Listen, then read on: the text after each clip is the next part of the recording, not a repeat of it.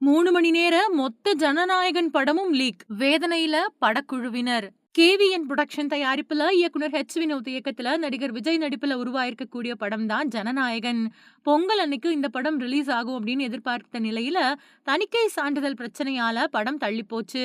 இதுக்கான வழக்கு தொடர்ந்து நடந்துகிட்டு இருக்கக்கூடிய நிலையில தேர்தல் ஆணையம் தான் முடிவெடுக்கணும் அப்படின்னு தணிக்கை குழுவினர் சொல்லியிருந்தாங்க. இதுக்கு பின்னாடி படம் தேர்தல் முடிஞ்ச பின்னாடி தான் வெளியாகும் அப்படின்னு சொல்லப்பட்டுச்சு. இந்த நிலையில ஜனநாயகன் படத்தோட சில காட்சிகள் சில நபர்களால சட்டவிரோதமா பதிவிறக்கம் செய்யப்பட்டு இணையத்துல லீக் ஆச்சு. இத பலரும் இணையத்துல பகிர்ந்து ட்ரெண்ட் ஆக்கிக்கிட்டு இருந்தாங்க.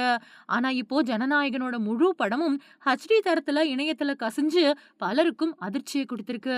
இத தெரிஞ்சுக்கிட்ட படக்குழுவினர் இத கண்டிச்சு அறிக்கையையும் வெளியிட்டிருக்காங்க.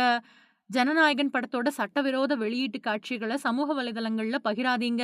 ஜனநாயகன் காட்சிகள சோசியல் மீடியாக்கள்ல வெளியிட்டாலோ, அத ரீபோஸ்ட் பண்ணாலோ நடவடிக்கை எடுக்கப்படும் அப்படின்னு அந்த அறிக்கையில குறிப்பிடப்பட்டிருக்கு.